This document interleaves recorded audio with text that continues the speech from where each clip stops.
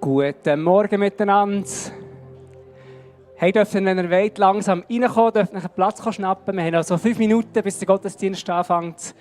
Wir haben noch kurz Zeit vorbereitet, wo man ein bisschen ankommen kann, zu der Ruhe kommen. Dürft ihr gerne reinkommen oder draussen noch ein Gespräch fertig machen. Und in 5 Minuten geht es drinnen los.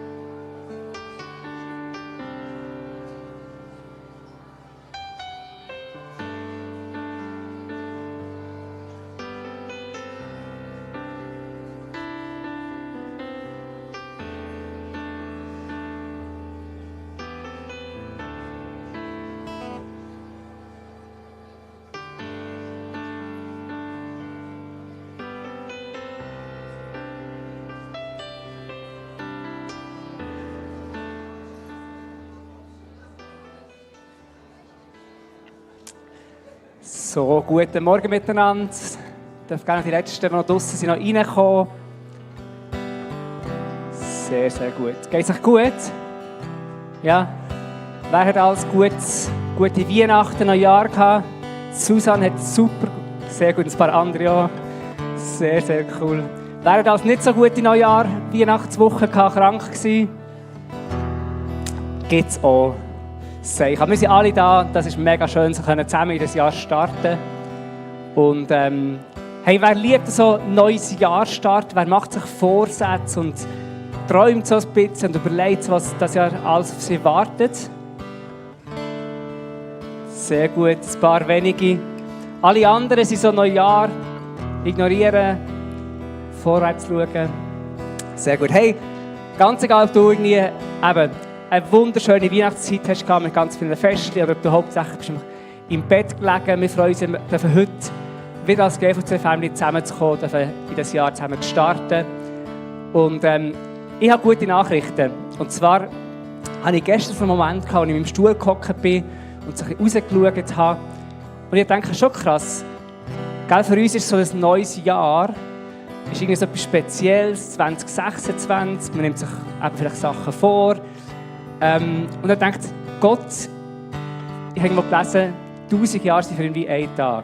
Also für Gott ist jetzt nicht so, 2026, dass es jetzt irgendwie etwas brutal lebensverändernd Neues ist, sondern Gott ist so ein Gott, der in so grosse Dimensionen denkt. Und doch, glaube ich, ist es ihm wichtig genug, dass wir irgendwo jeden einzelnen Tag, jedes einzelne Jahr ganz bewusst in Angriff nehmen mit ihm zusammen. Und das finde ich etwas mega Schönes. Es ist die Spannung, ob ihr wisst, was ich meine. Gott von dieser Grösse, die Generationen hat gesehen, kommen und gehen.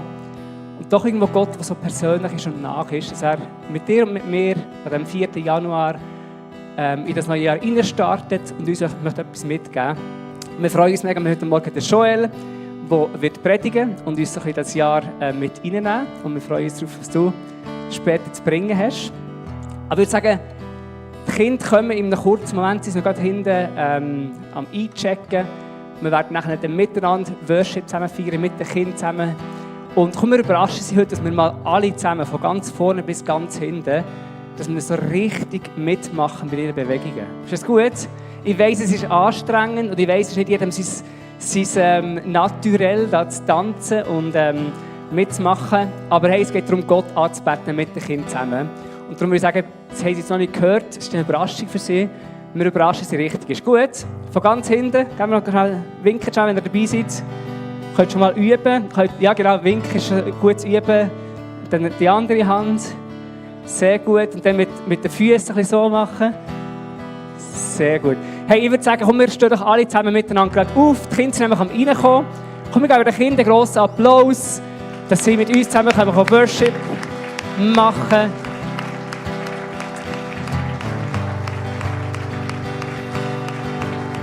Sehr, sehr gut. Jetzt können wir noch mehr, wir müssen noch weiter klatschen. Jetzt können wir noch mehr von dort hinten.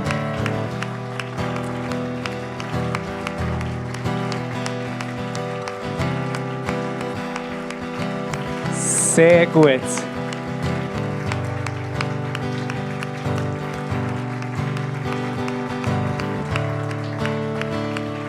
Tipptopp. Genau. Hey, jetzt können wir Bewegungen machen, gell? Komm, wir beten noch für den Worship und dann können wir zusammen Gott anbeten. Hey, und Kinder, ich glaube, die Erwachsenen sind heute richtig parat. Ich glaube, die Erwachsenen haben richtig Lust und Bock zum Tanzen, zum Gott zusammen anzubeten. Und ihr müsst uns ein bisschen helfen. Ist gut, Kinder? Ihr müsst uns gut helfen, gut Bewegungen mitmachen, die sie da uns vormachen. Und dann können wir zusammen Gott anbeten. Vater im Himmel, wir danken dir für diesen Morgen. Danke, dass du da bist. Danke für jeder Einzelne, der da ist, von klein bis gross, von jung bis alt. Und wir geben dir alle Ehre. Wir lieben dich, Jesus. Wir danken dir, dass wir mit den Kindern zusammen, alle zusammen, dich anbeten, dich gross machen, dir alle Ehre geben zum Start von diesem Jahr, Jesus. Amen.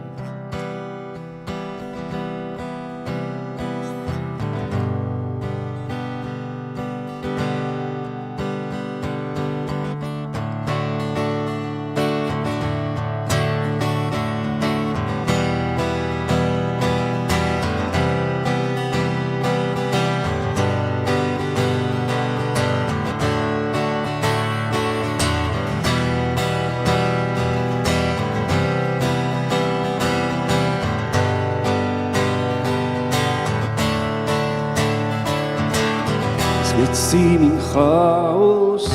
In allen Fragen schau ich auf zu dir. Tief in im Herzen will ich erkennen, wie du mich treu umgibst. Du lässt mich nie mehr los, auch wenn ich verzweifle und all meine Art verliere, bist du noch nicht bei mir. Du lässt mich nie mehr los, auch wenn ich verzweifle und all meine Art verliere, bist du noch nicht bei mir. Du bist so, so gut, du bist so, so gut zu mir. Du bist so, so gut, du bist so, so gut zu mir.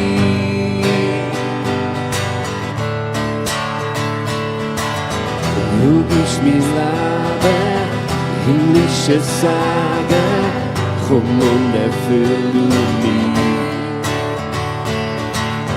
Vor deiner Treue lass ich mich tragen, ja ich vertraue auf dich. Du lässt mich nie mehr los, auch wenn ich verzweifle und all meine Art verliere, bist du doch echt bei mir. Du lässt mich nie mehr los, auch wenn ich verzweifle und all meine Art verliere, bist du doch echt bei mir. Du bist so, so gut, du bist so, so gut zu mir. Du bist so, so gut, du bist so, so gut zu mir. Du bist so, so gut, du bist so, so gut zu mir. Du bist so, so gut, du bist so, so gut zu mir. Du lässt mich nie mehr los, du lässt mich nie mehr los, auch wenn ich verzweifle und all mein Halt verliere, bist du doch nicht bei mir. Du lässt mich nie mehr los, auch wenn ich verzweifle und all mein Halt verliere, bist du doch nicht bei mir. Du bist so, so gut, du bist so, so gut zu mir. Du bist so, so gut, du bist so, so gut zu mir. Du bist so, so gut, du bist so, so gut zu mir. Du bist so, so gut, du bist so, so gut zu mir.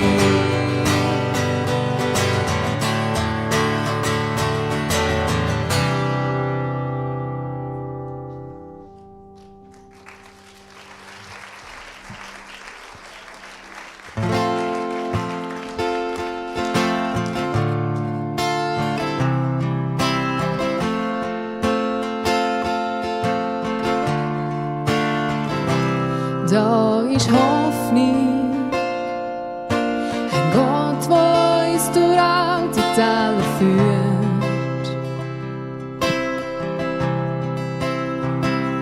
Da ist Hoffnung, kannst mit uns durch jede Stunde und jedes Feuer. Du bist da.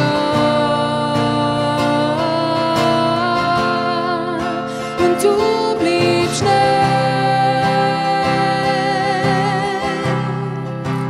du bist da und du bleibst nicht.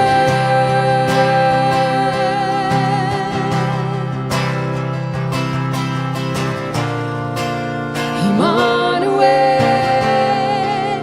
Gott ist mit uns in jedem Ort. Zu jeder Zeit kommt deine Gegenwart. Immanuel, ist mit uns. Und jeden Morgen, zu jeder Zeit, kommt deine Gegenwart. Kommt deine Gegenwart.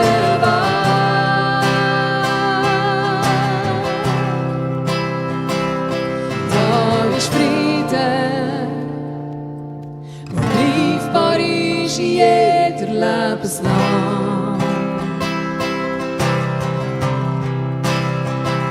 Ja, wahre Frieden, wo höher ist als irdischer Verstand.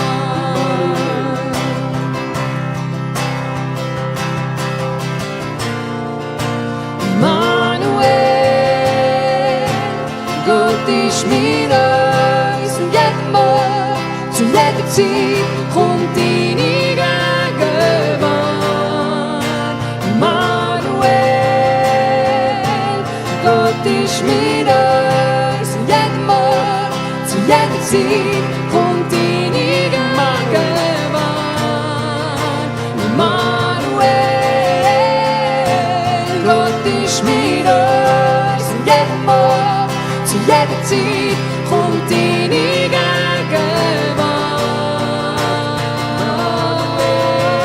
Kommt deine Gegenwart. Kommt deine Gegenwart. Kommt deine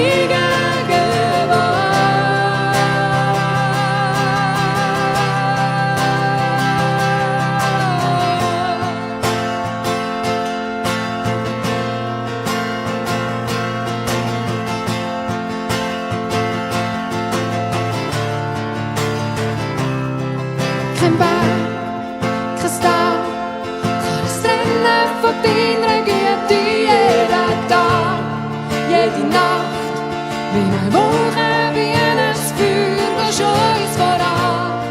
Hat die Wüste, du bist mit uns und du bleibst uns immer nahe, immer nahe. Kein Berg, kein Tal kann es trennen von deiner Güte. Jeden Tag, jede Nacht, wie eine Wolke, wie ein Feuer, gehst uns voran. An der Wüste, du bist mit uns und du bleibst uns immer nahe, immer nahe. Kein Berg, Kein Berg, kein Tal kann es trennen von deiner Güte. Jeden Tag, jede Nacht, wie eine Wolke, wie ein Feuer, gehst uns voran. An der Wüste, du bist mit uns und du bleibst uns immer nahe, immer nahe.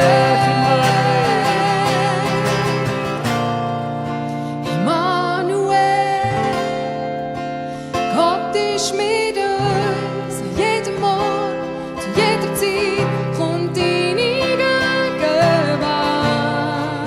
Immanuel,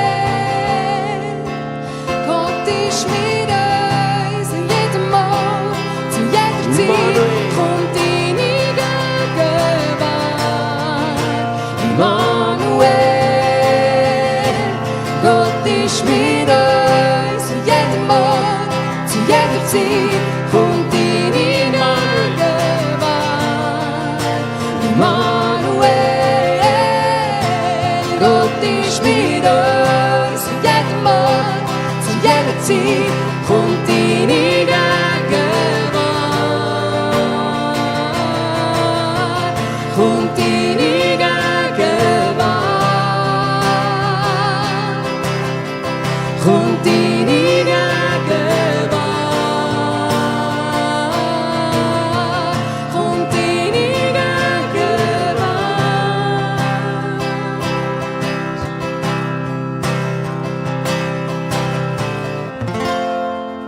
ihr dürft euch selber einen grossen Applaus geben. Hervorragend, wie ich das gemacht habe.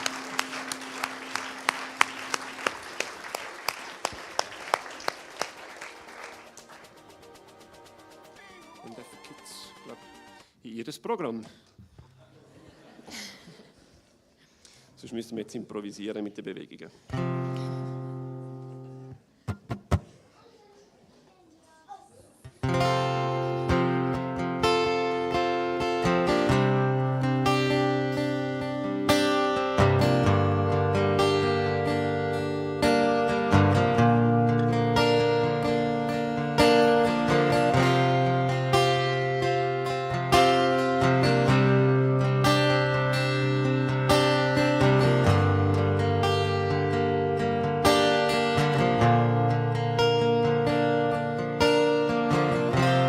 Vor dir leg ich alles hin, was mich quält und was ich bin.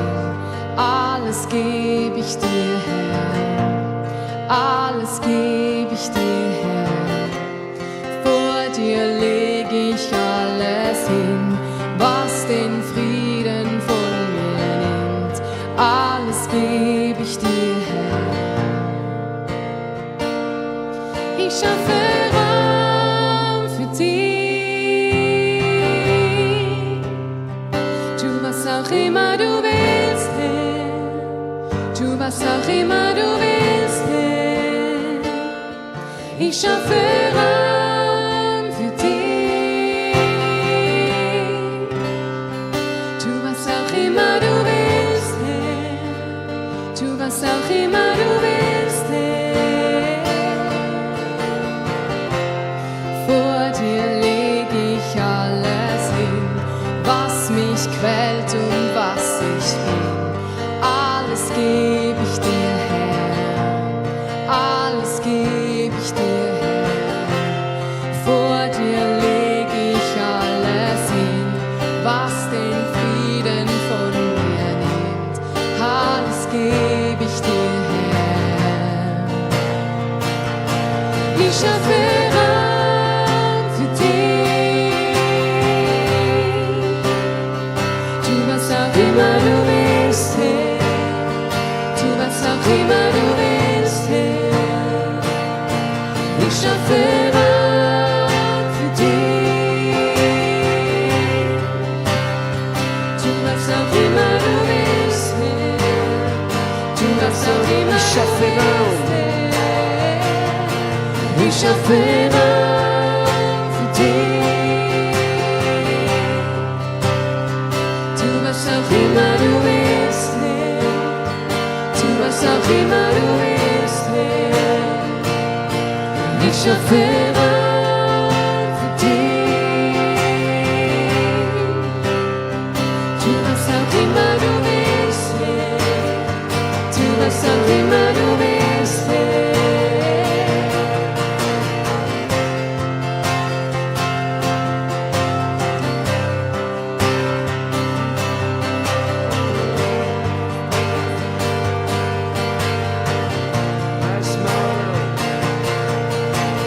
Reiß Mauern ein, die mich von dir trennen, brich alles ab, was dich in mir eingrenzt. Dein Plan ist größer, ja, dein Plan ist größer.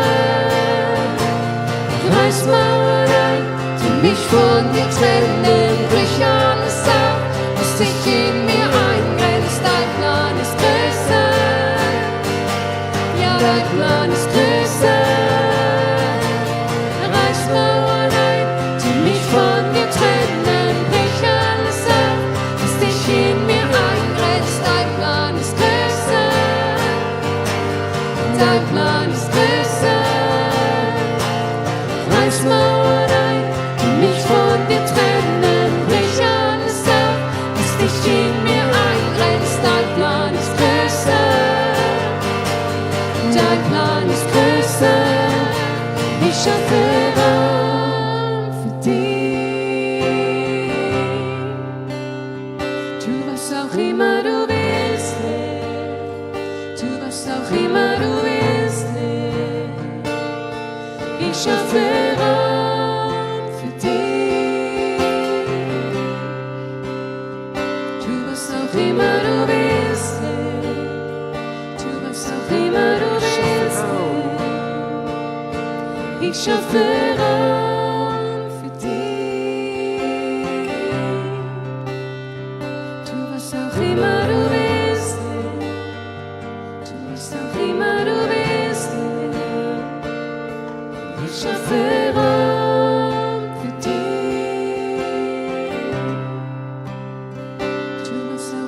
du willst, tu, was auch immer du willst. Vor dir leg ich alles hin, du bist alles, was ich will, alles geb ich dir her, alles geb ich dir her. Vor dir leg ich alles hin, du bist alles, was ich will, alles geb ich dir her, alles geb ich dir her.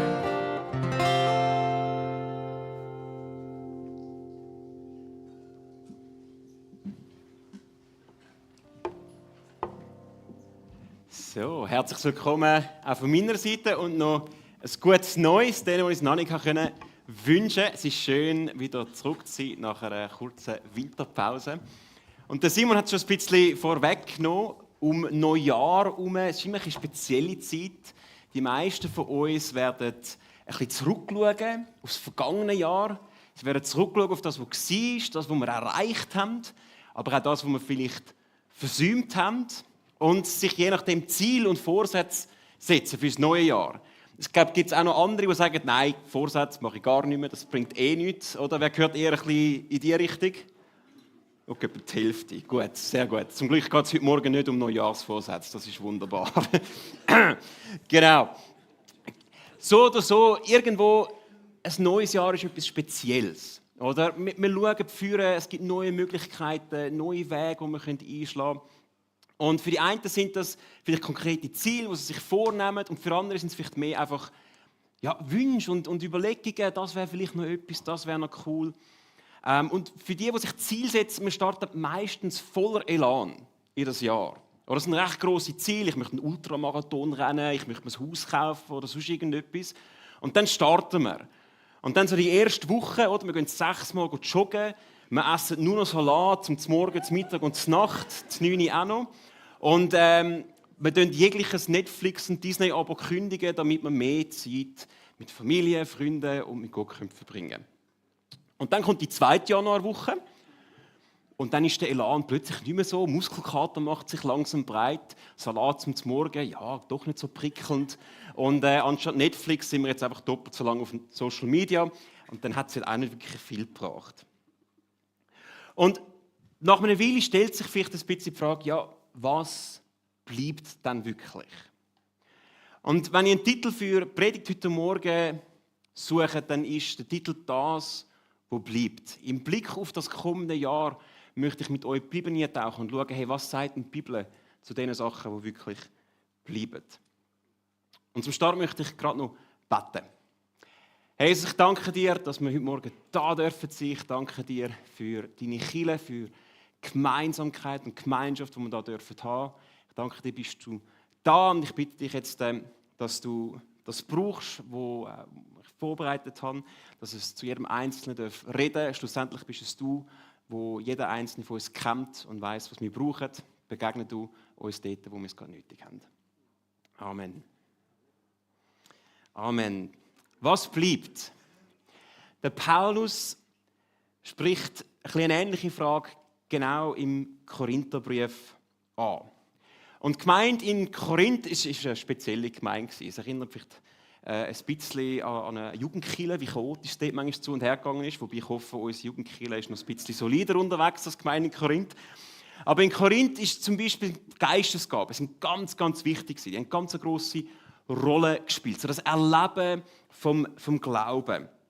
Und wenn wir den Brief von Paulus lesen, dann scheint es fast ein bisschen zu einem Wettkampf geworden zu sein. Wer jetzt da die besseren Geistesgaben hat, und die einen haben das Gefühl, meine ist besser, die anderen sind schlechter. Und im Gottesdienst hat jeder versucht, seine Geistesgabe einzubringen. Also nicht so ruhig, wie ihr jetzt da sitzt, sondern dort hinten hat einer prophezeit, da eine war jemand am Zungenreden, hinten war jemand am Fahnenschwingen. Da ist einfach viel gelaufen, ein absolutes Chaos. Und das hat zu sehr viel Konkurrenz und Uneinigkeit geführt bei ihnen.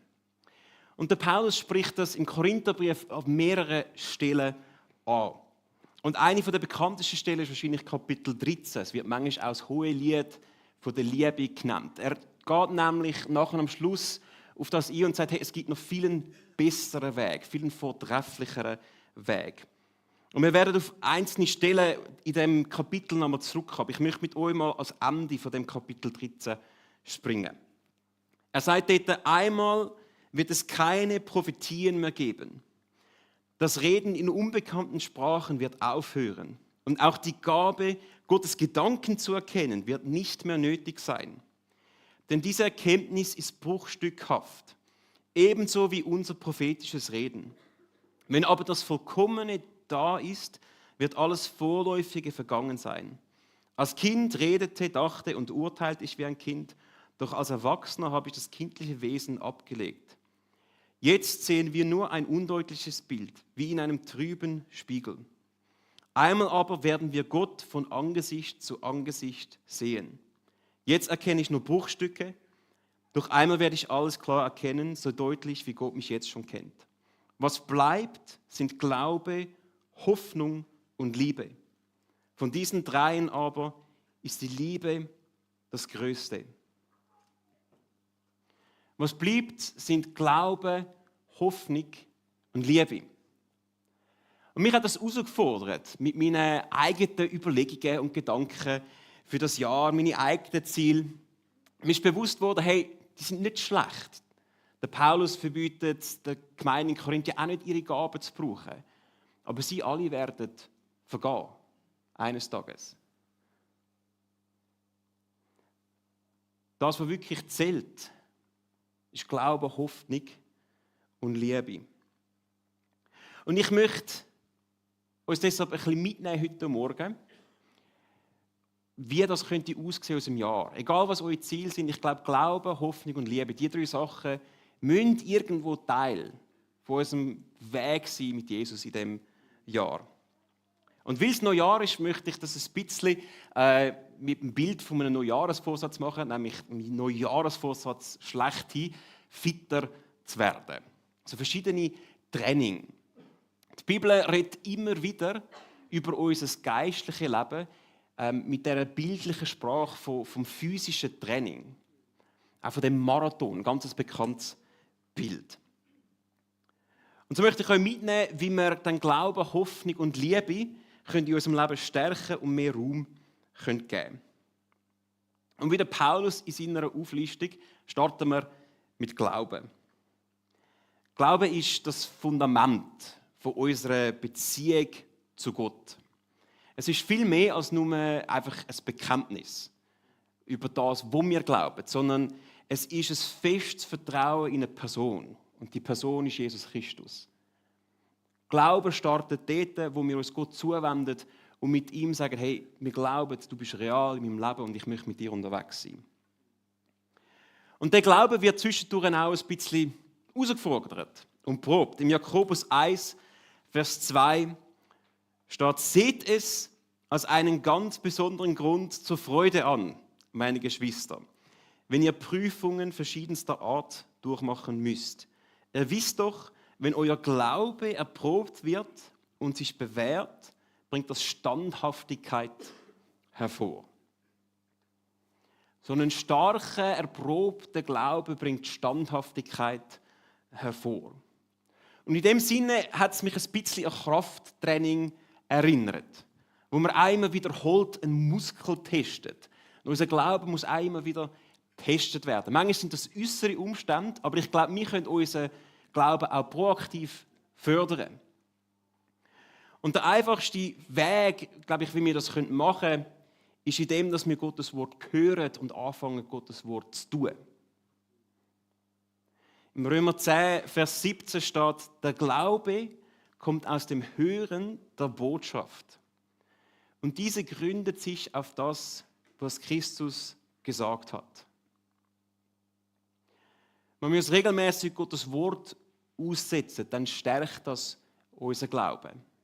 Wir haben vorher das Lied gesungen, «Schaffe Raum», wo es eigentlich genau um das gegangen ist, hey, ich schaffe Raum in meinem Leben. Für dich, Gott, zum Wirken. Und was für ein besserer Zeitpunkt als am Anfang von einem Jahr. Wenn das ganze Jahr vor uns liegt und wir können entscheiden, hey, welche Richtung wollen wir gehen. So eine neue Gewohnheit zu starten. Vielleicht heisst es für dich, regelmäßig in der Bibel zu lesen.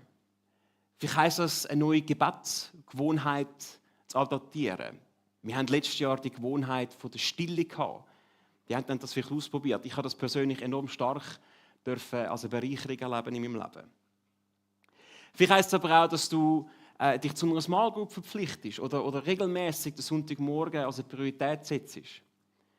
Was auch immer das ist für dich, das kannst nur du sagen. Ich möchte jetzt nicht eine Formel geben, mach das und dann wird dein Glaube stärker, sondern Gott geht da mit jedem Einzelnen von uns einen Weg. Meistens ist es das Erste, was uns vielleicht in den Sinn kommt, wenn wir so etwas hören. Also wenn dir jetzt gerade etwas in den Sinn kommt, ist, dann fang dort einmal an. Und das Wichtigste ist, dass wir nachher dranbleiben. Oder das ist ja mit diesen Neujahrsvorsätzen manchmal ein bisschen die Schwierigkeit. Man startet voller Elan und dann sie irgendwann ein bisschen abflachen.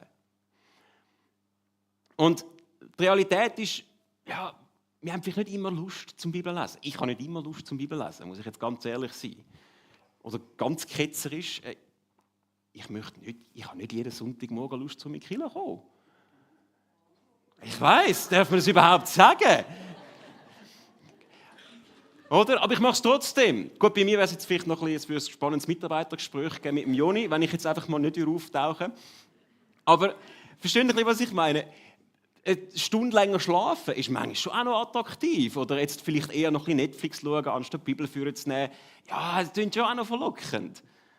Aber ich weiss, am Schluss bringt es mir mehr, in der Gemeinschaft zu sein von Gläubigen. Am Schluss bringt es mir mehr, wenn ich die Bibel führen nehme. Und ich kann ehrlich sagen, ich habe es noch nie bereut, wenn ich dann trotzdem da gestanden bin. Ich habe es noch nie bereut, wenn ich trotzdem die Bibel über sonst irgendetwas gewählt habe und Zeit mit Gott verbracht habe. Ich habe nicht jedes Mal die Offenbarung von meinem Leben. Aber bei einem Training sieht man ja meistens nach dem ersten, zweiten Mal auch nicht gerade eine Veränderung. Stärken tut es uns trotzdem. Und ich glaube, das ist ganz wichtig, wenn wir so eine geistliche Gewohnheit starten, wenn wir anfangen wollen, in unseren Glauben zu investieren, dass wir treu sind im Kleinen und Gott vertrauen, dass er uns da nachher wird begegnen in dem hinein. Wenn du also deinen Glauben möchtest ganz praktisch stärken das Jahr, dann nimm dir vielleicht so eine neue Gewohnheit vor und bleib konstant dran. Das Zweite von Paulus in dieser Liste ist Hoffnung. Und Hoffnung und Glaube, die sehen sehr ähnlich aus im ersten Moment, wenn man die nebeneinander anhebt.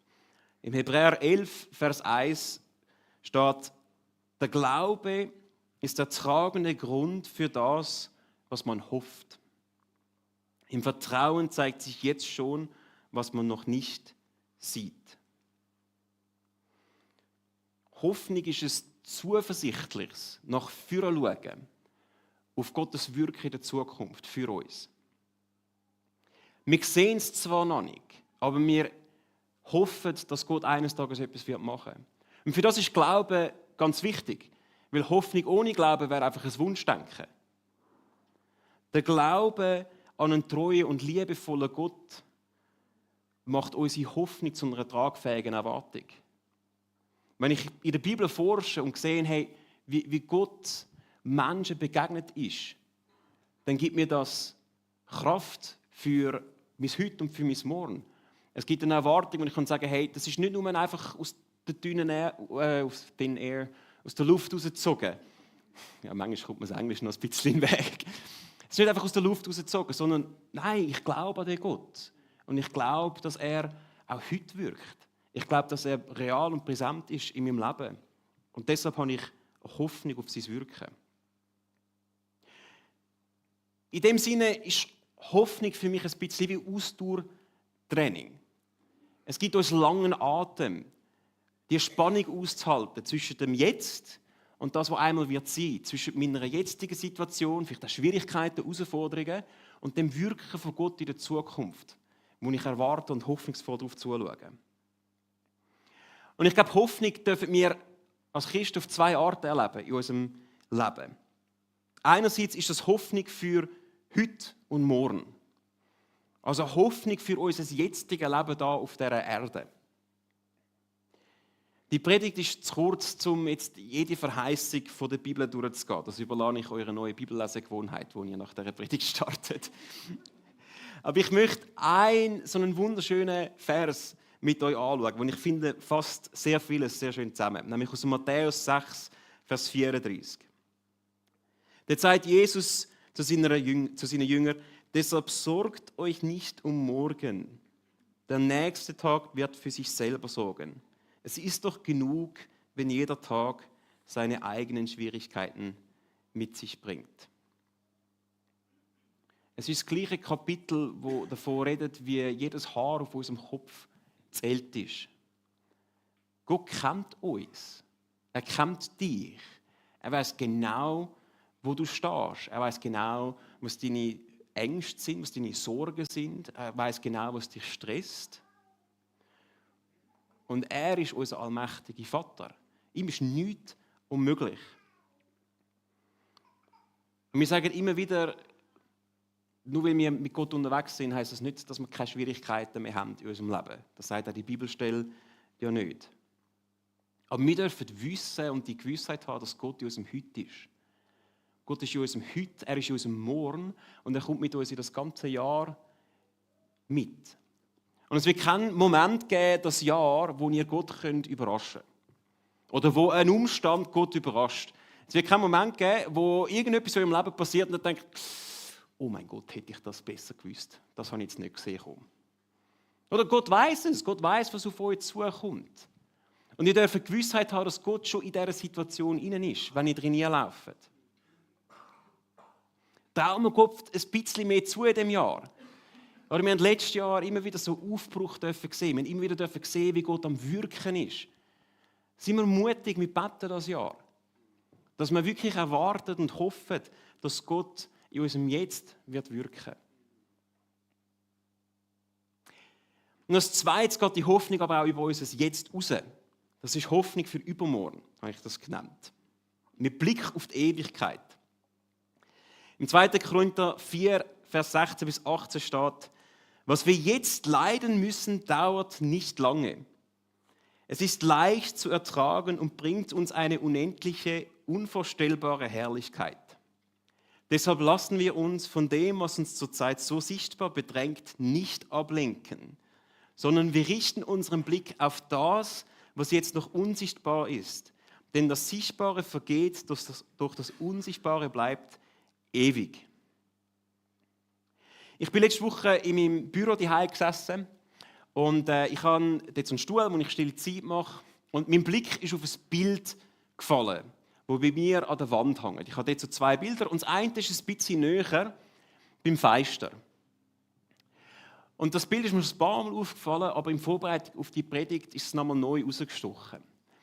Das Bild, wie es so näher beim Fenster hängt, hat nämlich immer wieder Licht, das so auf die eine Hälfte fällt.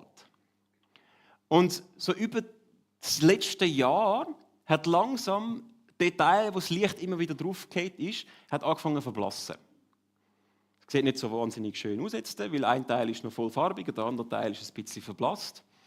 Aber mich hat es ein bisschen an unser irdisches Leben erinnert.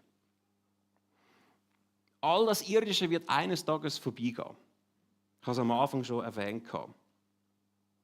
Jede Herausforderung, jeder Konflikt, jede Krankheit, jede Schwierigkeit wird eines Tages vorbei sein, spätestens dann, wenn wir mit Gott Angesicht zu Angesicht in der Ewigkeit stehen. Das macht unser Leben nicht weniger real und Situationen nicht weniger schwierig, aber ich habe doch irgendwas das Gefühl, die irdischen Sachen verblassen ein bisschen in der Perspektive und im Licht von einer Ewigkeit mit Gott.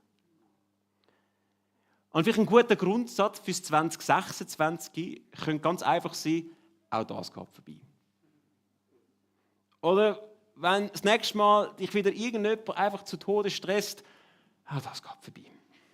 Vielleicht sind Kinder die Hause wieder mal schwierig, auch das geht vorbei. Gut, das ist jetzt vielleicht ein schlechtes Beispiel, vor allem als ehemaliger Kidspastor. Aber ich spüre das ein bisschen, was ich meine. Oder auch das geht vorbei. Jede Schwierigkeit, die wir erleben. Aber auch unsere Erfolge und Errungenschaften.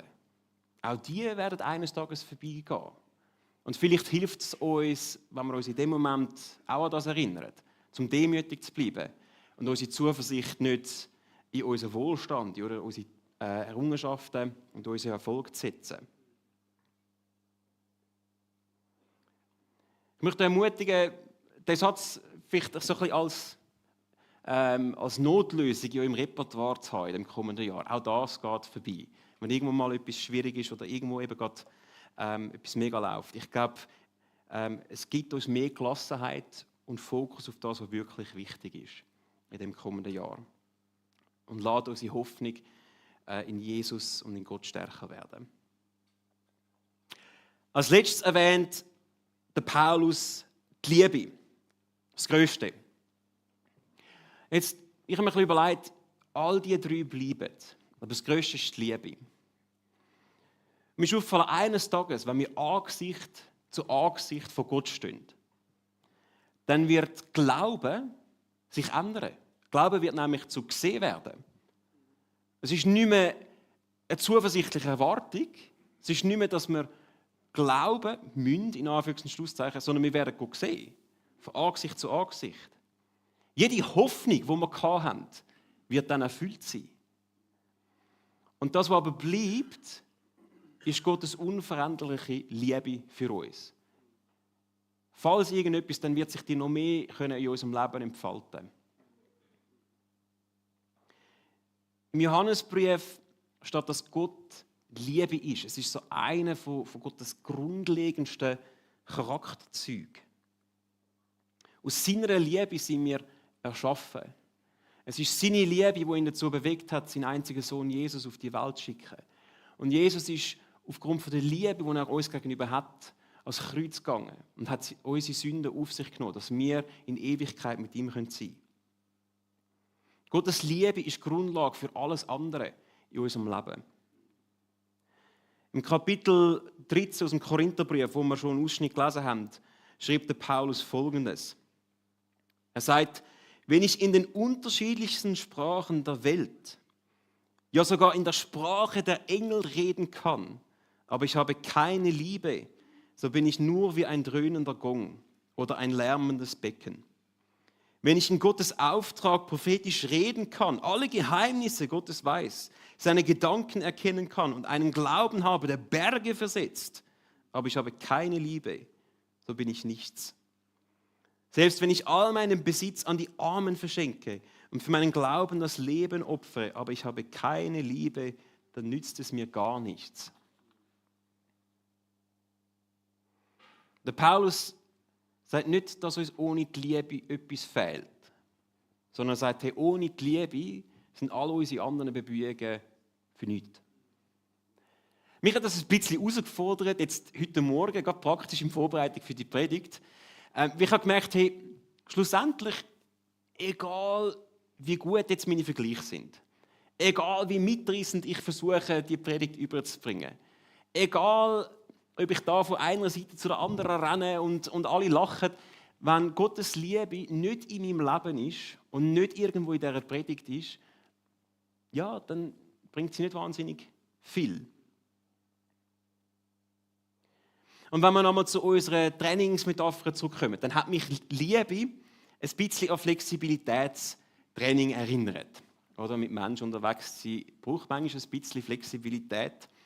Und zu einem guten Kraft- und Ausdauertraining gehört auch ein gutes Flexibilitätstraining. Es ist wie die Grundlage, dass alles andere längerfristig gut funktionieren kann. Das Problem ist, es ist meistens auch das, was am meisten vernachlässigt wird.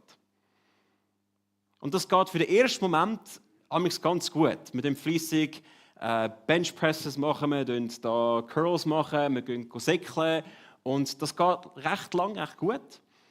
Und erst mit der Zeit macht sich so ein Mangel an Flexibilität bemerkbar. Plötzlich können wir die Hanteln nicht mehr auflupfen, weil wir nicht runterbucken können oder wir können unsere Laufschuhe nicht mehr binden. Und es fängt an, uns einzuschränken in unserem Leben. Und ich glaube, ähnlich ist es mit Liebe.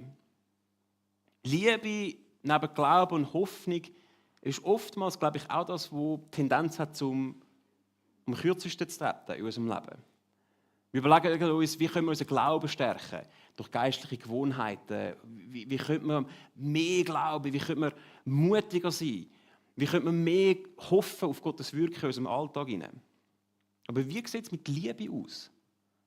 Ist unser Leben durchdringt von Gottes Liebe? Das heisst nicht, dass Glaube und Hoffnung schlecht sind. Die werden ja bestehen bleiben. Aber am grössten von ihnen ist die Liebe. Und so macht sich auch ein Mangel an Liebe in unserem Leben mit der Zeit bemerkbar. Vielleicht sind wir ein bisschen gereizter, wir haben nicht mehr so viel Energie, wir geben aus etwas raus, was wir vielleicht gar nicht haben. Und spannend ist, das oberste Gebot, wo Jesus uns gegeben hat, ist Gott zu lieben und gleichermaßen unseren Nächsten wie uns selber. Und deshalb schlage ich einen neuen Neujahrssatz vor, für jetzt das Jahr, das vor uns liegt. Nämlich, dass Liebe die Quelle, der Weg und das Ziel ist von allem, was wir tun. Dass Liebe die Quelle, der Weg und das Ziel ist von allem, was wir machen. Von unserem ganzen Leben. Was meine ich damit? Liebe als Quelle. Wir müssen mit unserer Beziehung zu Gott starten. Aus dieser Beziehung heraus entspringt alles andere. Ohne das ist jede Errungenschaft, alles, was wir leisten und tun, einfach ein bisschen zweitrangig. Es ist die Beziehung zu Gott, die wichtig ist. Im Johannesbrief steht, wir lieben, weil Gott uns zuerst geliebt hat. Also unsere Kapazität, andere Menschen zu lieben, ist direkt davon abhängig, wie fest Gottes Liebe unser eigenes Leben durchdringt. Woraus lebst du im Moment? Lebst du aus Gottes Liebe? Und was müsste sich vielleicht in dem kommenden Jahr verändern, dass das möglich ist? Liebe als Weg bedeutet, dass unser Umgang mit unseren Mitmenschen von Liebe geprägt ist. Ebenfalls in dem Kapitel 13 schreibt der Paulus, Liebe ist geduldig und freundlich. Sie ist nicht verbissen. Sie prahlt nicht und schaut nicht auf andere herab. Liebe verletzt nicht den Anstand und sucht nicht den eigenen Vorteil. Sie lässt sich nicht reizen und ist nicht nachtragend. Sie freut sich nicht am Unrecht, sondern freut sich, wenn die Wahrheit siegt. Liebe nimmt alles auf sich, sie verliert nie den Glauben oder die Hoffnung und hält durch bis zum Ende. Vielleicht kommt dir jetzt gerade ein schwieriger Vorgesetzter oder Mitarbeiter in den Sinn. Vielleicht andere Beziehungen in deinem Leben. Ist es geprägt von dieser Liebe? Wie sieht deine Beziehung oder dein Umgang mit deinem Ehepartner aus? Mit deinen Kindern, mit deinen Kollegen, Kolleginnen? Welcher Aspekt von dieser Liebe, die der Paulus uns da so präsentiert, der am grössten ist, dürfte in diesen Beziehungen vielleicht noch mehr scheinen? Und zum Schluss Liebe als Ziel. Liebe als Ziel bedeutet, dass durch unser Leben Gottes Liebe in dieser Welt zunimmt. Ganz praktisch. Wie kann Gottes Liebe durch unser Leben in unserem Umfeld zunehmen? Wer könnte vielleicht Gott in unserem Umfeld platziert haben, der Empfänger von dieser Liebe dürfte sein? Wir haben schon ganze Serien über das Thema gehabt, wie wir das machen können. Wir haben schon ein Jahresthema gehabt, Agape, Liebe, die wächst. Und wenn ihr vielleicht noch ein paar praktische Hinweise wollt, wie das aussehen könnte aus unserem Alltag, möchte ich euch ermutigen, schaut mal ein paar von diesen Predigten anhören oder forscht mal in der Bibel, wie Jesus mit Menschen umgegangen ist. Vielleicht ganz praktisch, es könnte in deinem Umfeld jemand sein, der eher einsam ist. Es könnte jemand sein, der vielleicht einfach eine Ermutigung braucht. Es startet, glaube ich, mit dem, dass wir mit offenen Augen durchs Leben laufen und sehen, hey, wo könnte ich Menschen lieben? Wie cool wäre es, wenn wir am Ende von 2026 wieder zurückschauen auf das Jahr und in unserem Jahresrückblick nicht nur bewerten, wie viel haben wir erreicht, was ist alles gewachsen, was ist alles passiert, sondern wir würden schauen, hey, wie sehr hat Gottes Liebe in dieser Welt durch mein Leben zugenommen. Und nochmal, das ist nicht aus unserer eigenen Kraft. Das startet mit dieser Quelle in einer Beziehung mit Gott. Und ich möchte dich zum Abschluss fragen, was möchtest du das Jahr vielleicht besonders stärken? Ist es ein Glaube durch so eine kraftvolle geistliche Gewohnheit, die du dir vornimmst? Ist es Hoffnung durch die Perspektive für Gott zu wirken und im Hinblick auf die Ewigkeit auch mal dürfen sagen, hey, auch das geht vorbei?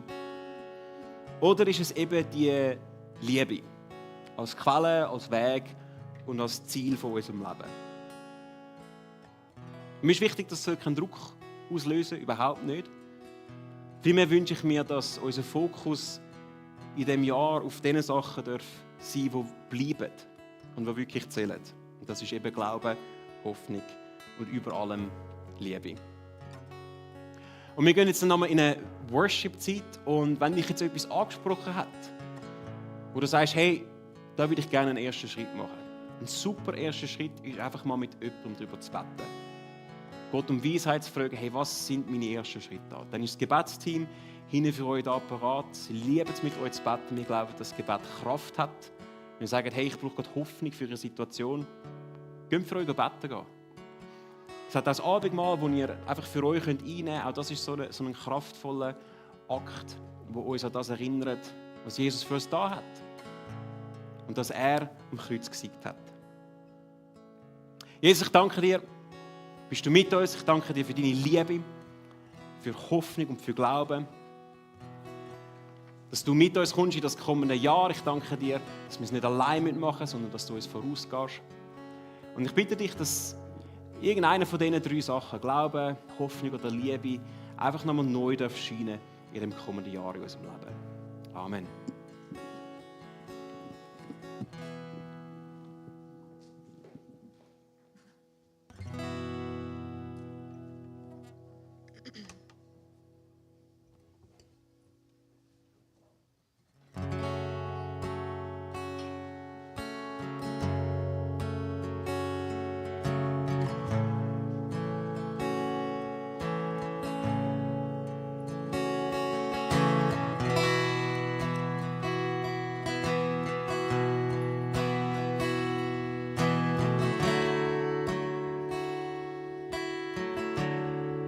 Die Hoffnung hält, wie ein Anker tief in mir, durch jeden Sturm halt ich fest an dir. Endlos liebst du.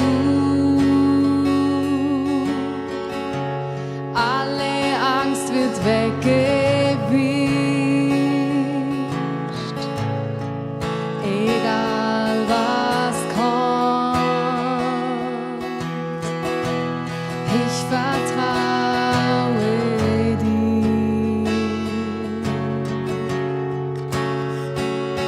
Durch dein Kreuz gibst du Hoffnung, die mich trägt.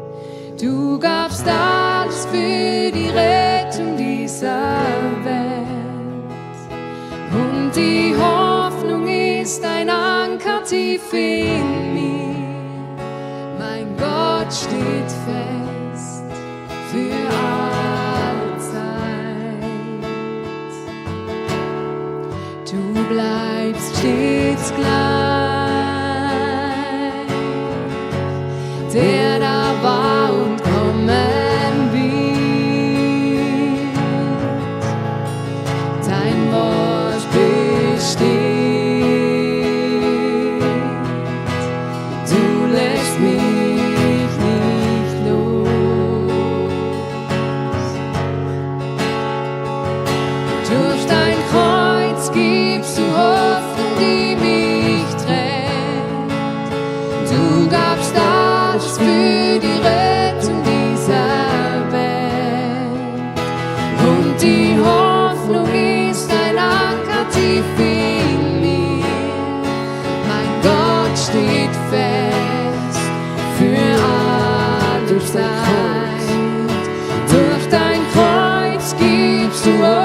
Hoffnung, die mich trägt.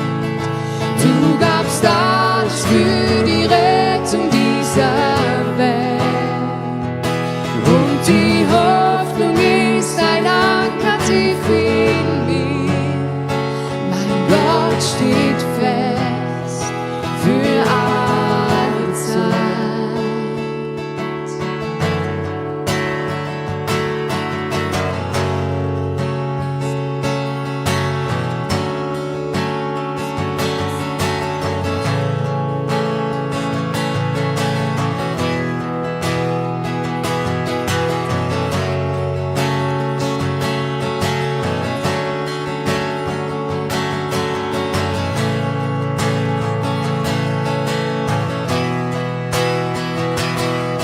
Dein Name ist höher, dein Name ist größer.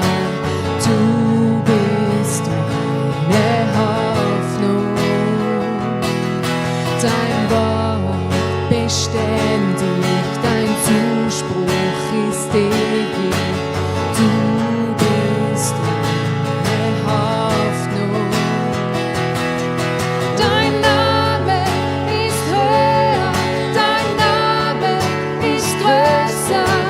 Du bist meine Hoffnung. Dein Wort beständig, dein Zuspruch ist ewig. Du bist meine Hoffnung. Dein Name ist höher, dein Name ist größer. Du bist meine Hoffnung. Dein Wort beständig, dein Zuspruch ist ewig. Du bist meine Hoffnung. Hoffnung, die mich trägt. Du gabst alles für die Rettung dieser Welt. Und die Hoffnung ist ein Anker tief in mir.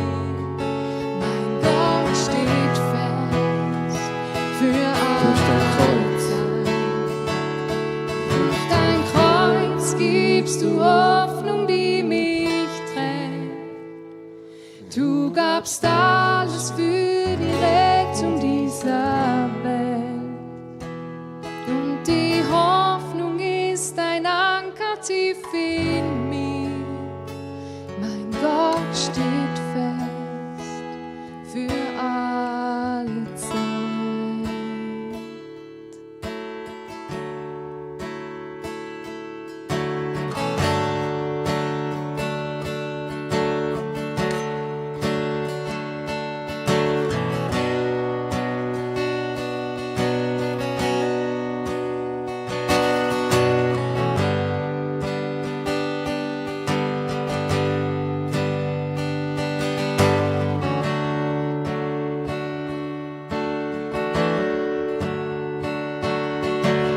Ich bezeuge laut den Namen Jesus. Über jedem Herz, jedem Verstand. Ich weiss, in deiner Gegenwart ist Frieden. Jesus Christus.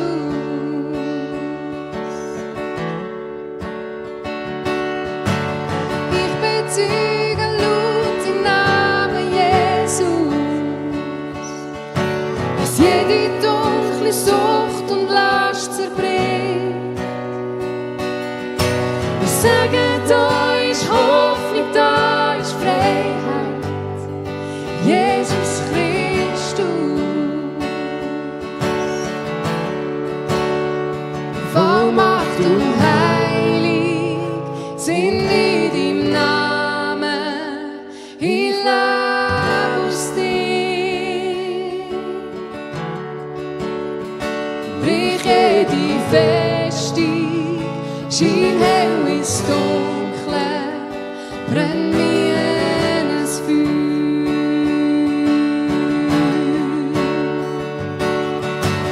Ich bezeuge bezeugen laut den Namen Jesus.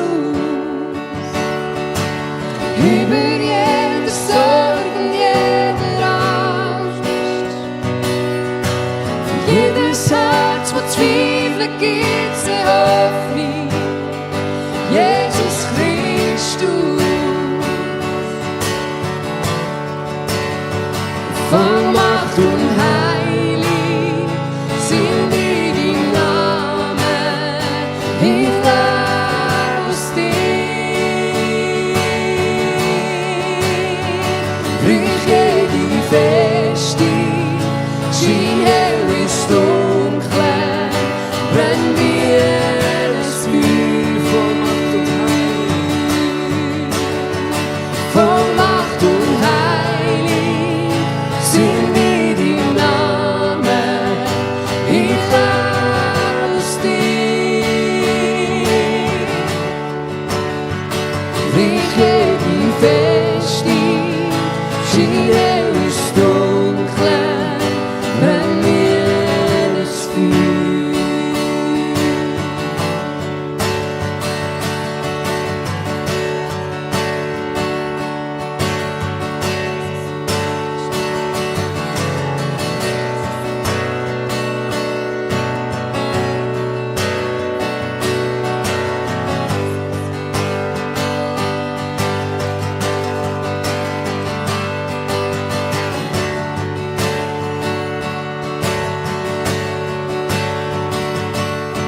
Ruf Jesus vor den Bergen und Jesus auf der Straße. Jesus in der Dunkelheit und über jedem Find. Und Jesus für die Familie, wir rufen laut den Namen Jesus.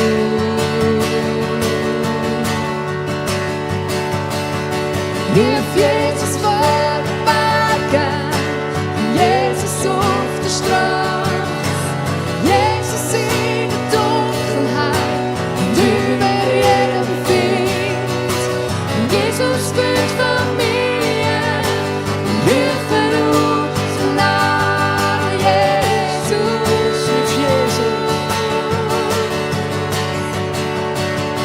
Ruf Jesus vor den Bergen, Jesus auf der Straße, Jesus in der Dunkelheit und über jedem Find. Jesus für die Familie, wir rufen laut den Namen Jesus. Voll Macht und heilig sind in deinem Namen. Ich lebe aus dir. Brich jede Festung, schien hell ins Dunkle, brenn mir das Feuer. Voll Macht und heilig sind in deinem Namen. Ich lebe aus dir. Brich jede Festung, schien hell ins Dunkle, brenn wie ein Feuer.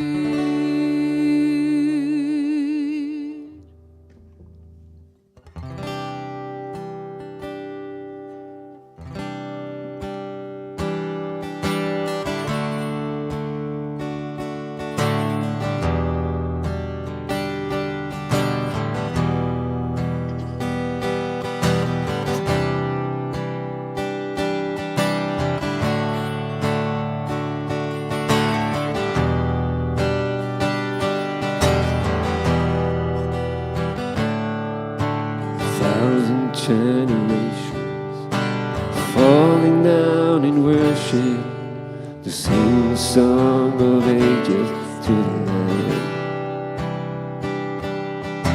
And all have gone before us, and all who will believe will sing the song of ages to the Lamb. Your name is the highest. Your name is the greatest. Your name stands above them all. All thrones and dominions, all powers and positions. Your name stands above them all.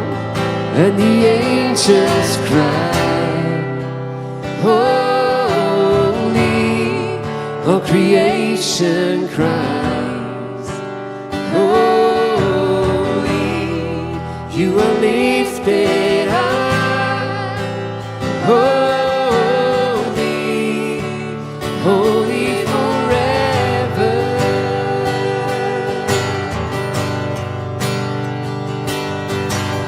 If you've been if you've been redeemed, sing the song forever to the Lamb. If you walk in freedom, if you bear His name, sing the song forever to the Lamb. Sing the song forever and amen. And the angels cry, holy, all creation cries, holy, you are lifted high, holy, holy forever.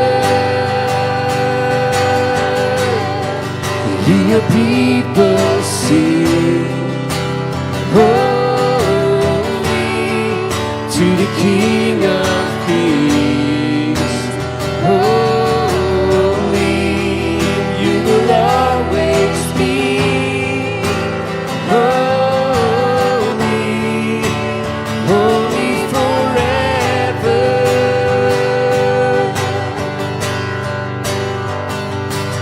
Your name is the highest, your name is the greatest, your name stands above them all.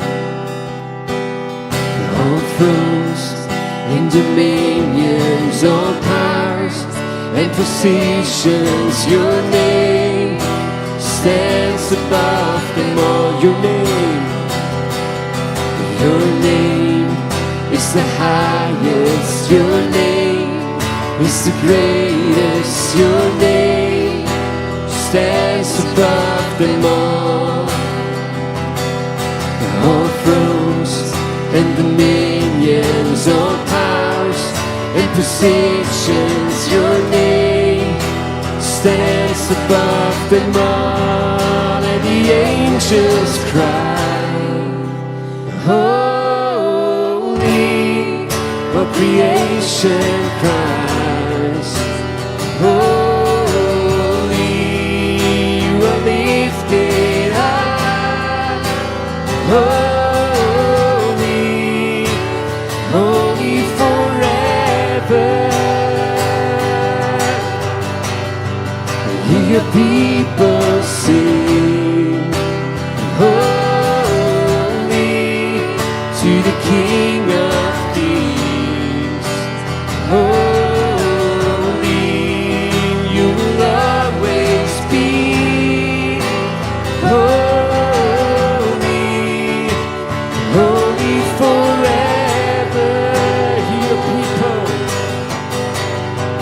Hear your people sing, holy, to the King of Kings, holy, you will always be, holy, holy forever. You will always be, holy, holy forever. You will always be, holy, holy forever.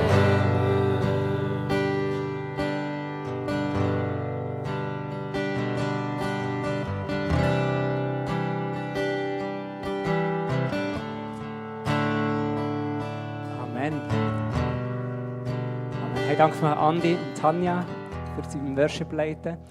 Danke schon für die Predigt. Glaube, Hoffnung, Liebe. Und es ist definitiv nicht vergeblich, weil wirklich die Liebe von Gott mega drin ist. In dieser Predigt, in deinen Worten, in seinen Gedanken war. Mega, mega schön. Danke vielmals. Und ich glaube, ein super Start für uns zum Mitnehmen. Am Start von diesem Jahr Sachen, die wirklich zählen. Und all die anderen guten Vorsätze und unser Krafttraining und Flexibilitätstraining und was haben wir noch gehabt? Ausdauertraining, das hat alles Platz und seinen Ort. Aber ich glaube wirklich zu überlegen, was hat wirklich Bestand. Mega, mega kraftvoll. Danke vielmals. Sehr cool. Hey, ich weiß nicht, wie es euch gegangen ist, ob ihr Ende letztes Jahr auch noch so ganz viele E-Mails bekommen habt mit so Spendenaufrufen. Oder? So dritte Säule kann man noch rein tun, Pensionskasse kann man sich irgendwie, keine Ahnung, etwas machen und dann ganz viele Organisationen auch noch unser übriges Geld haben Ende Jahr. Und ich möchte euch heute Morgen einladen, in die Kollekte zu gehen, ins Haus Gottes, in die GVC zu investieren. Aber nicht einfach so ein bisschen als Reaktion für das, was übrig ist, noch irgendwie noch loszuwerden, damit man weniger auf dem Konto hat, sondern wirklich proaktiv sagen, weisst du was, ich möchte, der schon jetzt gesagt, Matthäus 6,34, wir sollen uns keine Sorgen machen. Wir können ganz proaktiv sagen, hey, weißt du, ich vertraue Gott in meine Finanzen. Ich möchte ihn an erster Stelle stellen. Am Anfang dieses Jahres, bevor ich weiss, wie der Rest des Jahres ausgeht, möchte ich regelmässig es zu einer Gewohnheit machen, meine Finanzen auszudrücken, ich vertraue auf dich, Gott, du bist mein Versorger. Von dem her dürft ihr gerne den QR-Code brauchen, wenn wir die Wind geben oder es geht so Körper drehen. Es ist kein Druck, es ist freiwillig, wirklich nicht etwas, was ihr machen müsst, aber eine herzliche Einladung. Und ich weiss, viele von uns machen das mit einem Dauerauftrag, ihr dürft einfach das Körper durchgeben, wenn ihr wollt. Aber herzlichen Dank für jeden Einzelnen von euch, der sich investiert, der gibt. Und wie gesagt, wir profitieren als GVC, weil wir Finanzen haben, um Leute anzustellen, zum Gottesdienst zu machen, zum Programm unter der Woche und am Wochenende auf die Beine zu stellen. Aber ich glaube auch, dass ihr und dass wir profitieren, wenn wir unser Herz immer wieder daran erinnern, dass Gott unser Versorger ist und nicht unser Arbeitgeber oder unser Konto oder unsere cleveren Budgets. Genau. Jetzt darf ich euch so ein paar Sachen auf uns zukommen zeigen. Es waren uns viele Highlights, die diese Woche schon wieder anfangen. Am Dienstag könnt ihr einen Gebetsmarathon machen. Wir haben zuerst das Hauptgebet und dann anschliessend haben wir das Together with God. Am Dienstag, am Abend, am 6. Genau, das ist der Dienstag übermorgen. Dann seht ihr ganz viele Sachen, die kommen. Und es gibt noch mehr in der App und auf der Webseite. Aber ich möchte noch kurz 2, 3 von diesen Sachen noch mal ein bisschen highlighten. Und zwar das eine ist ganz sicher nächsten Sonntag. Nächsten Sonntag, am 11. Januar, findet unser Jahresvisionsgottesdienst statt. Alle, die schon länger als ein Jahr Teil der GVC zu Oberland sind oder GVC-Bewegung, die kennen das, dass wir uns Anfangsjahr immer wieder ausrichten und hören und hören, was ist doch jetzt das Thema? Was glaubt man, dass Gott das Jahr möchte machen bei uns? Wer weiss letztes Jahr das Thema noch? Hat er abgeschlossen? Der Joni weiss es noch, genau. Alle anderen haben abgeschlossen mit dem 2025. Das ist Vergangenheit. Wir schauen vorwärts, Gott macht neue Sachen. Aber nächste Woche seid ihr ganz herzlich, ich glaube, da kommen wir zurück. Wir werden mit der GVC-Bewegung zusammen feiern, von verschiedenen Kirchen hören, werden uns so live schalten vom Zürich-Oberland nach Winterthur und Bassersdorf. Das wird ein mega, mega Highlight, wo wir zusammen hören, was wir glauben, was Gott das Jahr bei uns möchte machen. Da möchte ich euch ganz herzlich dazu einladen. Genau. Und dann seht ihr weitere Sachen. Etwas, was ich möchte highlighten, ist der 60-Plus-Abend. Auch den habt ihr in der App vielleicht schon gesehen. Johannes Wirth kommt zu uns am 24. und macht ein Themaabend zum Thema Kraft vom Loslassen. Und wenn du so plus minus 60 bist, also es fängt etwa so bei 35 Jahren bis etwa 95, plus minus 60, ganz grosszügig. Wenn dich das Thema interessiert, darfst du sehr, sehr gerne dazukommen. Es sind wirklich immer starke Abende. Ihr könnt euch über die Webseite anmelden, über den Next Steps Desk oder über die App. Genau. Sehr gut. Und ein weiteres Datum, jetzt ist es zwar schon weg, aber das könnt ihr noch merken. 13., 14., 15. März, das ist noch ein bisschen weit weg, scheint es. Aber dann haben wir unser Follow Jesus Wochenende. Es ist so ein bisschen eine Mischung zwischen Familienwochenende, wo wir als GVC-Bewegung zusammenkommen, mit allen zusammen, von Bassersdorf und Winterthur und mehr. Und gleichzeitig habe ich irgendwo in der Vorbereitung, in den Gesprächen, so das Bild von dem Ehewochenende aufgeschnappt. Ich möchte erklären, was ich meine damit. Und zwar hat jemand gesagt, für eine starke Ehe, für eine starke Beziehung muss man sich ganz bewusst manchmal das Wochenende reservieren, freischaufeln, die Kinder vielleicht den Schwiegereltern geben oder den Eltern, irgendwo Platz machen dafür, dass wir wirklich in der Beziehung stärken kann. Und Follow Jesus wünschen wir uns und hoffen wir, dass es das Wochenende kann sein kann, wo du deine Beziehung mit Jesus einfach darfst Priorität setzen, sagen, weißt du, ich nehme mir die Zeit und ja, ich muss irgendwie arrangieren, ich muss mich irgendwie freischaufeln, ich muss vielleicht meine Kinder irgendwo noch immer unterbringen, aber ich nehme mir die Zeit, weil mir die Beziehung so wichtig ist. Und darum möchte ich jetzt schon 2,5 Monate zum Voraus das schon sagen, das mal zu reservieren, das Datum frei zu behalten. Wir werden in Winterthur sein und werden diverse Speakers haben werden kommen. Es wird wirklich ein ganz, ganz schönes Wochenende sein, das aber soll dienen, nicht zum Unterhalten von euch, damit wir als GVC noch etwas zu tun haben, sondern wirklich ein Wochenende, wo du mit Gott Zeit verbringen darfst. Und verschiedene Momente wirst du haben, Möglichkeiten haben, in verschiedenen Rahmen das zu machen. Genau. Sehr gut. Wenn ihr Fragen habt zu diesen Anlässen, die stattfinden, dann könnt ihr wie immer am Schluss des Gottesdienstes auf eurer linken Seite, wenn ihr rausgeht, ist der Simeon. Beim Next Steps Test dürft ihr gerne auf ihn zukommen. Er kann euch noch mehr Informationen dazugeben, er kann euch anmelden für die Sachen. Ihr dürft in der App uns schreiben oder über die Webseite euch anmelden. Genau. Sehr gut. Und dann eine weitere Info, vielleicht habt ihr es gemerkt, als ihr heute Morgen reingelaufen seid, dass das Feuer ein bisschen anders aussieht. Wir sind ein bisschen ausprobieren, wie wir das logistisch ein bisschen freundlicher gestalten, dass noch mehr Gemeinschaft und das Miteinander im Zentrum steht und weniger die Logistik vom Aufstellen und Abbauen von Tischen. Falls ihr heute zum Mittag dabei habt, etwas Picknick habt mitgenommen, dann dürft ihr nachher anschliessend an den Gottesdienst sehr gerne bei den Tischen irgendwo ein schönes Plätzchen suchen. Wir werden noch ein paar Teller und Becher rausstellen, dass wir euch dort bedienen könnt. Aber wir haben heute kein gekochtes Mittag vom Team, sondern jeder hat einfach hoffentlich etwas mitgebracht. Und sonst hat Joni vorgeschlagen, können wir noch Pizza-Delivery von Uster bestellen.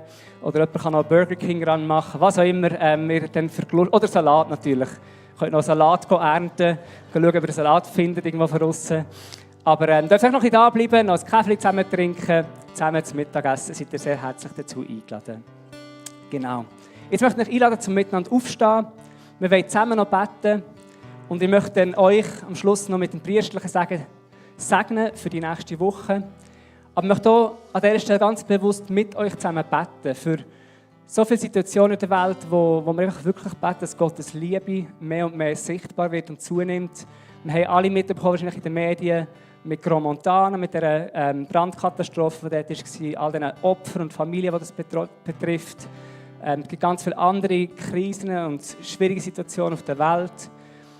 Grosse Sachen, die in den Medien sind, vielleicht auch kleine Sachen, die du auf deinem Herz trägst. Vielleicht ist es eine persönliche Enttäuschung oder ein Schmerz oder Herausforderung. Und lass uns doch miteinander einfach für das beten. Lass uns beten, dass wirklich Gottes Licht und Gottes Liebe mehr und mehr die Welt füllt. Und Vater, wir danken dir vielmals für das neue Jahr. Wir danken dir für all das Neue, was du machen wirst. Danke für all die Vorsätze, für all die Träume, die wir haben.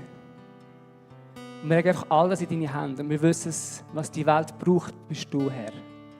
Was die Welt braucht, ist deine Liebe, ist deine Nähe. Und in diesem Moment beten wir ganz besonders für Leute, die Schmerzen haben, Leute, die herausgefordert sind. Leute, die sich einsam vorkommen, Herr. Wir beten, dass du kommst und Trost bringst, Herr. Dass du kommst und dass du Hoffnung, begründete Hoffnung bringst. Vater, wir danken dir, dass du die Welt im Griff hast und dass dir nichts entgeht. Dass du an jedem Ort bist. Sei das jetzt da bei uns, wo wir zusammenkommen, oder über einen Livestream. Im ganzen Zürich-Oberland, in der Schweiz, da wo Kinder zusammenkommen, danke, dass du überall dort bist und dass du einfach kannst in hoffnungslose Situationen hinein kannst du wirken, kannst du etwas Neues machen, kannst du Hoffnung hineinbringen. Und so möchte ich uns sagen, als GVC Zürich-Oberland, dass du uns lässt die sein, die Botschafter sind, die Träger sind von dem Licht und von dieser Hoffnung. Ich bete, dass du uns füllst mit deiner Liebe, dass du uns füllst mit Glauben und Hoffnung, dass da, wo wir hergehen, unsere Arbeitsplätze und Quartiere, Familien, dass wir das dort reinbringen, Herr. Und ich bete für uns ein Segen, das du am Aaron gegeben hast, um immer wieder über sein Volk auszusprechen. Ich möchte euch sagen, der Herr segne dich und behüte dich. Der Herr blicke dich freundlich an und sei dir gnädig. Der Herr wende sein Angesicht dir zu und gebe dir Frieden. Amen. Amen. Genial. Hey, schön seid ihr da gewesen, an dem ersten Sonntag vom 2026. Wie gesagt, seid herzlich eingeladen, dass wir da bleiben. Falls ihr neu seid oder zu Besuch seid, noch eine wichtige Info, wenn ihr zum Next Steps Desk geht, kommen wir noch ein paar Infos über. Da hat jetzt auch einen Kaffeegutschein drin. Da könnt ihr noch einen Kaffee holen und dürft noch ein bisschen Zeit miteinander verbringen. Macht's gut, bis nachher.